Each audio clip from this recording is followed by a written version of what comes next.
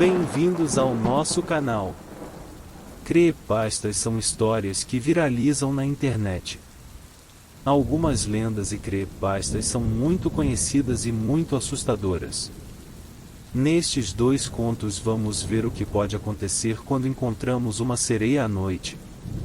E quem tem medo de escuro? Vamos ver o que pode acontecer na escuridão.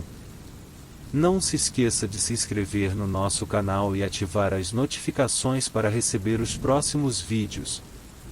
Não se esqueça também de deixar seus comentários e compartilhar essas histórias com seus amigos. Pegue esse pacote jujubas, seu pote de sorvete e vamos descobrir juntos. Sereia da Meia-Noite. Meu nome é Dr. Laurence Ali. Sou psicólogo e em toda a minha carreira eu nunca tive um caso tão estranho quanto o de uma menina que veio ao meu consultório semana passada. Eram 17h30 da tarde, eu já estava prestes a fechar o consultório quando uma moça bonita, branca de cabelos negros chegou com um semblante assustado me pedindo ajuda. Claro, minha vontade de ir para casa não era maior do que a curiosidade de saber o que se passava com aquela moça, então convidei-a para entrar no consultório. Ela sentou na cadeira e abraçou as próprias pernas. Fiz o procedimento normal. Esperei ela se sentir à vontade para começar a falar enquanto anotava e observava o comportamento dela. Ela olhava para os cantos da sala como se alguém estivesse andando atrás de mim.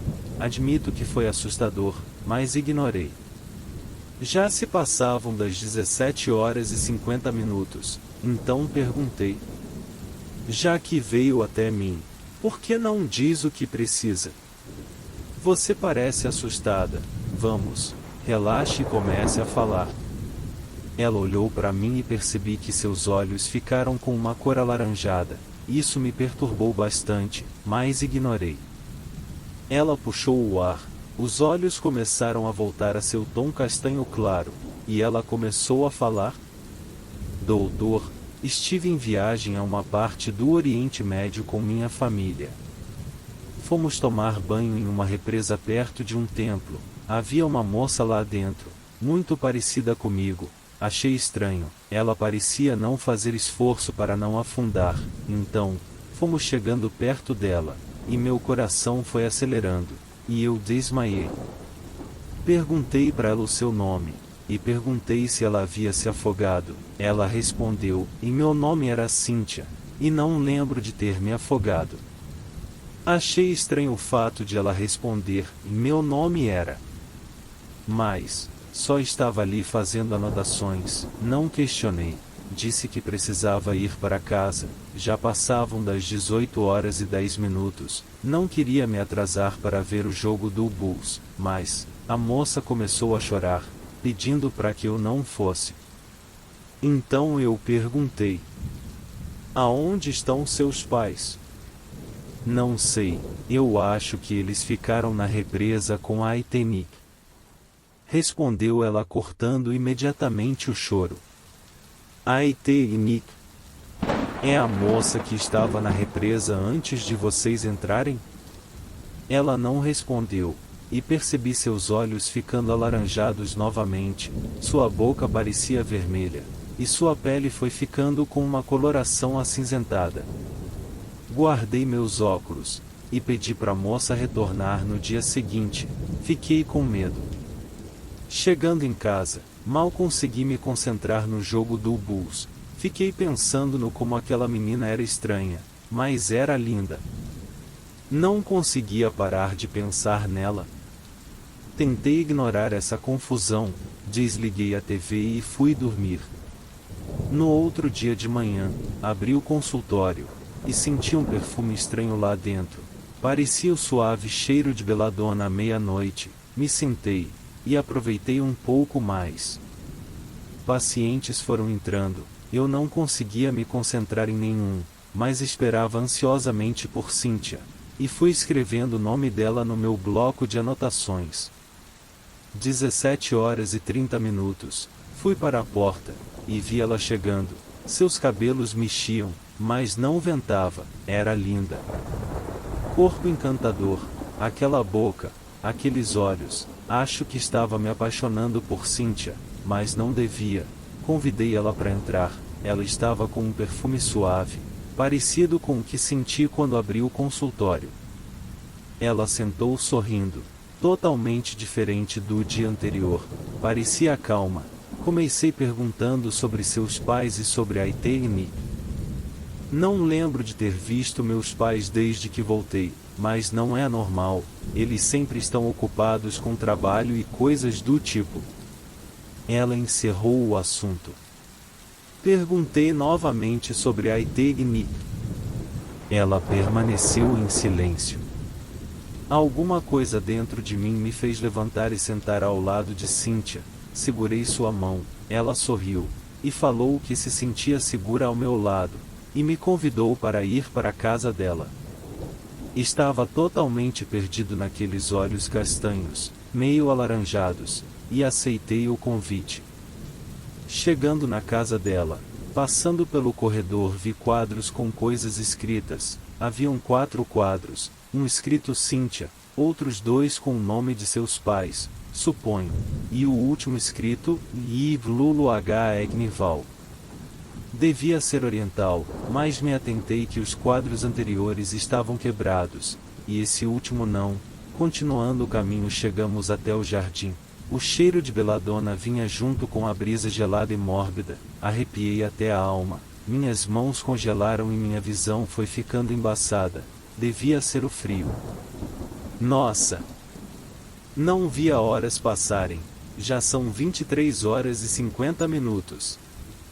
Eu disse juntando minhas coisas. Aonde vai, doutor? Por que não fica mais um pouco? Tem uma piscina aqui atrás. Por que não tomamos banho juntos? Disse Cynthia com uma voz macabra. Resisti ao convite, mas não consegui me mexer.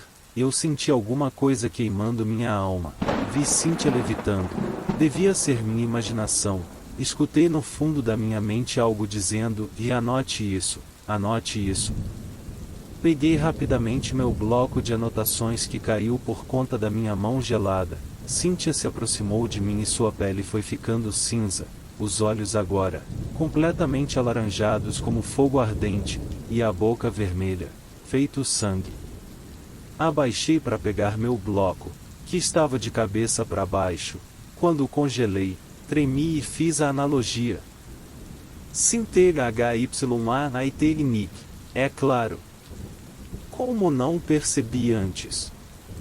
Era ela. Não sei se era um demônio ou um fantasma, não sei. E na mesma hora me lembrei dos quadros, aonde o último estava escrito Yves Lulu H. Egnirval RNCEO. Eu era a próxima vítima. Com uma forte adrenalina consegui correr, e meu relógio apitou. Eram 0 hora. Eu caí, e desmaiei. Acho que nada aconteceu comigo.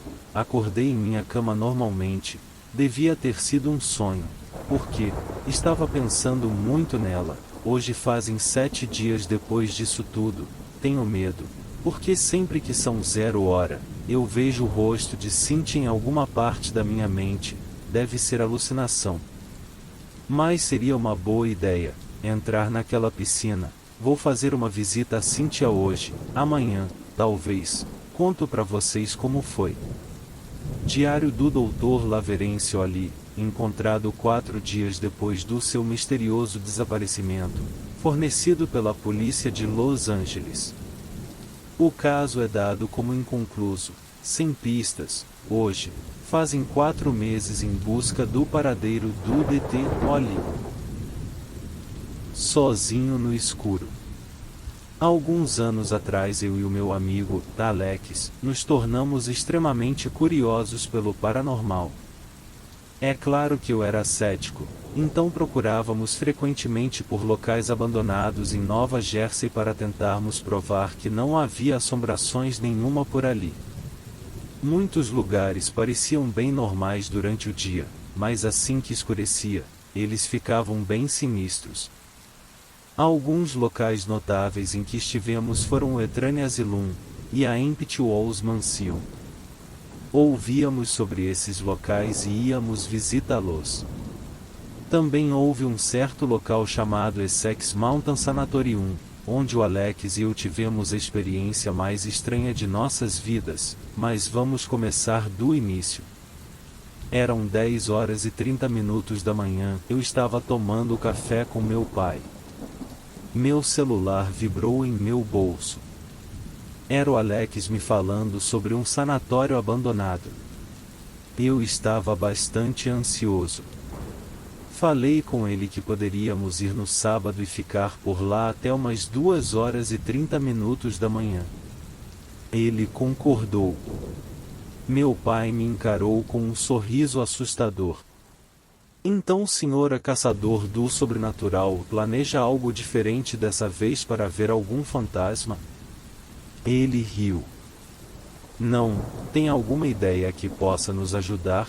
Respondi. Bom, tem um jogo que os meus amigos de bebedeira costumavam fazer quando estávamos acampando, ele respondeu com um sorriso travesso no rosto. Ele me explicou um tipo de experimento psicológico que ele costumava fazer quando era mais jovem. Meu pai se referia a ele como o jogo. As instruções para jogá-lo eram muito simples. 1. Deve jogá-lo entre as 2h e 4h. 2. Você tem que estar sozinho durante o jogo ou não poderá sentir a solidão ou o sentimento de isolamento.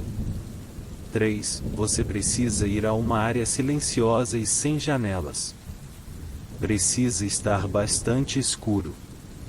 Por fim, ele me disse que todas as portas do local devem estar completamente abertas. Eu deveria me sentar no meio do local e ficar olhando para a porta, ou as portas, que estão abertas. Eu falei para ele que tentaríamos isso quando estivéssemos lá. Ele assentiu e voltou os olhos para o jornal. Pulando para o sábado, o Alex já estava esperando na frente da minha casa. Ele estava usando uma camisa polo vermelha e short preto. Ele até parecia uma versão asiática de Tom Cruise, porém, um pouco mais baixo. De qualquer forma, ele me levou para o sanatório e quando chegamos lá já era noite, e o local parecia bem assustador. Tentamos abrir a porta principal, mas estava trancada. Achamos uma pequena janela com espaço suficiente para passarmos, então entramos imediatamente. Lá dentro estava bastante escuro e não conseguiríamos enxergar nada. Mas felizmente Alex levou algumas lanternas. A sala em que estávamos não era tão ruim. Era o dormitório, eu acho, e a essa altura já não estávamos com tanto medo. Então lembrei do jogo que o meu pai falou. Abri a porta para o corredor e procurei por um quarto perfeito para o jogo. Encontrei um quarto na enfermaria e então entramos para checá-lo. Pedi para que o Alex voltasse para o dormitório e ficasse por lá. Ele ficou confuso, então expliquei sobre o jogo e ele aceitou relutante. Preparei tudo e me certifiquei que não houvesse nenhuma luz entrando no quarto.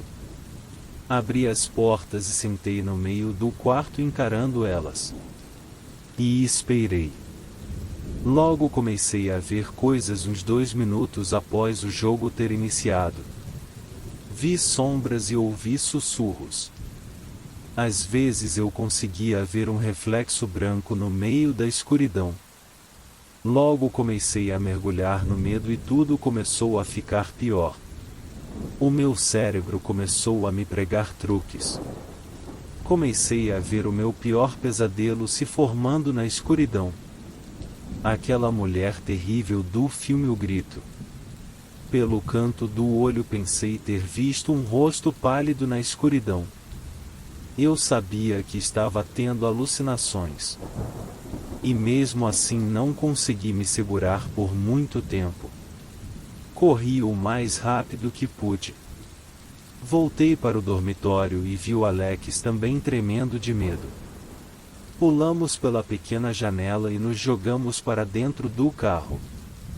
Ficamos em silêncio por quase 1 hora enquanto Alex dirigia de volta para casa. Então finalmente tive coragem para quebrar o silêncio e perguntar por que ele estava tremendo. E ele me contou que enquanto voltava pelo longo corredor, antes de entrar no dormitório, ele deu uma rápida olhada para trás e viu uma pessoa muito pálida sair rapidamente se arrastando do fim do corredor e entrar no mesmo quarto em que eu estava. Se você quiser mais conteúdo assustador, não deixe de se inscrever no nosso canal e ativar as notificações, para não perder nenhum vídeo novo. Agradecemos por assistir e esperamos vê-los novamente em breve. Até a próxima!